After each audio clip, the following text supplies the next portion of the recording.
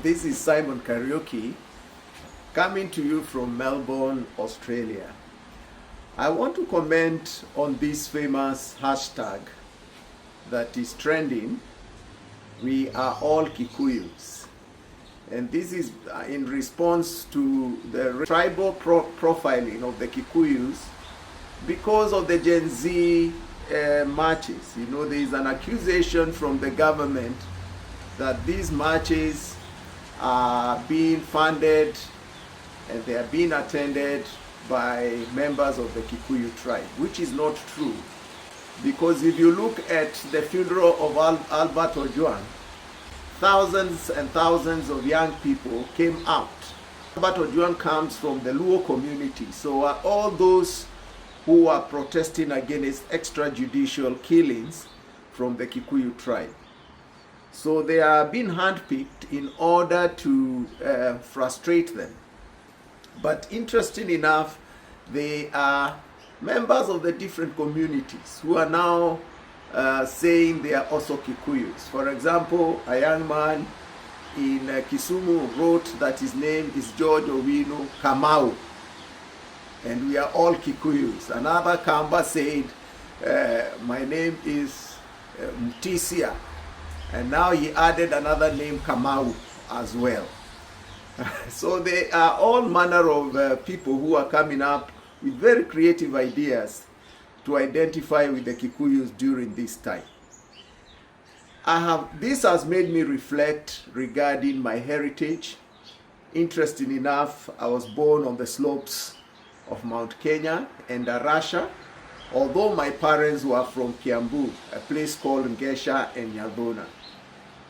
But by the time I was being born, I was born in Endarasha, and then they were quickly moved by the church to Eldoret. So my first language to speak was Swahili, because Eldoret is not a Kikuyu area. It's where the current president comes from. And so I did my early primary school there, and also finished in Nakuru, which is the most hybrid city in terms of language and culture in the nation of Kenya, Nakuru.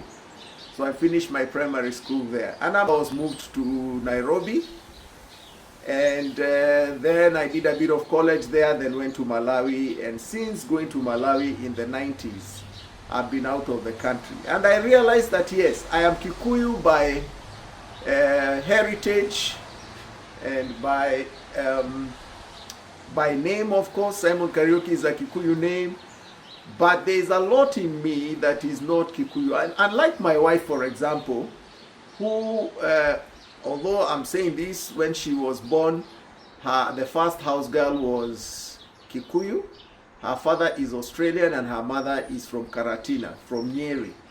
So she speaks more fluent Kikuyu than I do, because my first language was Swahili. And so my exposure, although I am Kikuyu by heritage, I am Kenyan by formation, because I grew up in Eldoret, Nakuru, Nairobi, and now I've been out of Kenya for many years. So how much of me is Kikuyu? Of course, there are things I'm proud of being a Kikuyu, the hardworking spirit, the entrepreneurial spirit. I'm proud that the Kikuyus fought for independence in Kenya through the Mau Mau. I'm proud that they embraced the missionaries, and that is why we have a lot of blessings, I believe, because places like Kikuyu, where around Church of Torch, that is where the first president of Kenya, Jomo Kenyatta, got his education. And places like Mathare also produced they contributed to President Mwai Kibaki, you know, the Catholic mission in Mathare in Nyeri. And so by the Kikuyus embracing the missionaries, they were embracing education and hospitals as well. And that is how come they entered into politics and a lot of development. Around the places where they embraced missionaries, they grew in terms of maendeleo. There was maendeleo or development in those areas. So there are some good moves that the Kikuyus made. And unfortunately, there are things I'm also not proud of, because in the early days when they took power, they started the whole issue of corruption, land grabbing, and putting those members of their community in power. They failed to be as inclusive as they ought to. But with time, that has changed as well.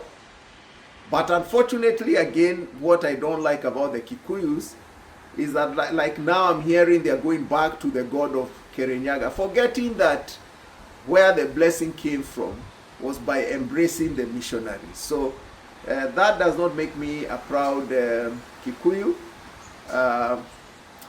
There are times when the Kikuyus have been a little bit arrogant, where they are not inclusive. They go to gatherings where there are other communities, and then they are talking Kikuyu all the time. But that's not me, because I've grown up. I did my Bible college in Malawi. Then for almost 20 years we were in South Africa, and now we are in Australia. All this has provoked a lot of thought when I see this hashtag, We Are All Kikuyus. And thank you to the members of the different tribes who have refused the tribe to be an issue this time. And I believe that in 2027, we will not make it an issue. We are all going to be inclusive, and as I said, personally, I don't have that deep orientation of being Kikuyu, because I never grew up in Central. In fact, those of us that grew in different parts of Kenya would find it difficult to really get into the mix when we come and visit the relatives in the Central Province,